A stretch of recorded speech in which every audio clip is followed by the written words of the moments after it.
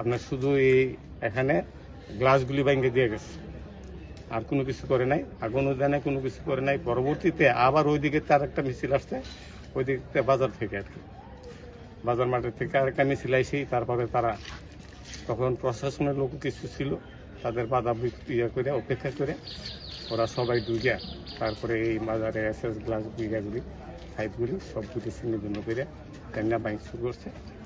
আর আপনার এই পেট্রোল দিয়া তারপরে প্রথমে মহসিনের করে আগুন লাগাই দিছে, এরপরে আরেকটা ডাক্তার ওর করে আগুন লাগাই দিচ্ছে। সম্ভব তারা সাত বাংশ করতেছে, করার পরে কিছু কিছু লোক মানে ওইখানে আমরা থাকতাম, ওই ঘরগুলো একবারে এমনভাবে বাংশ করছে, মানে এখন যে আমরা ওইখানে একটা প্লেটে ভাত নিয়ে খাবো, ওটা মগে পানি নিয়ে খাবো, ওইটাও নেই।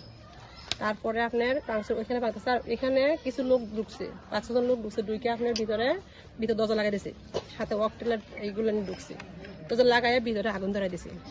আগুন ধরায় তারা আস্তে করে আগুন লাগাই দিয়ে দরজা বন্ধ করে বাইরে বাইরে দাঁড়ায় রয়েছে, মাঝখানে দাঁড়ায় রয়েছে, যাতে আগুন ঠিক মতো এটা জ্বলে।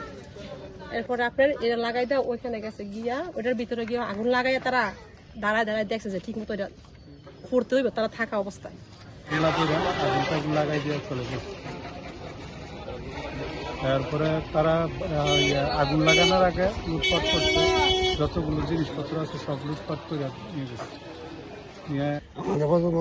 আমাকে নিয়ে একটা কটূক্তি বক্তব্য দেখছে ফেসবুকে, শোনার পর তারা বাবা তুমি কি করবা, তোমার ছেলে এই কর্মকাণ্ড করছে, তারা পুলিশে ধরে যাও। তখন আমরা পুলিশে খবর দিই না, তারা ধরা দিচ্ছি। ধরা দেওয়ার পর আমরা আতঙ্কে আছি। এখন আমরা গতকাল সকালে 20 দিন এখানে আমরা খুঁজছিলাম, তখন 20 দিন রাতে ওই 10:30 বাজে মাইক দেয়া মাদ্রাসার মাঝে অ্যালাউন্স করে দিচ্ছে যে আমরা আগে ব্যাংকের বৃহস্পতিবারে সকাল 10টায় হাজপুর মাঠে আমরা মিটিং করবো।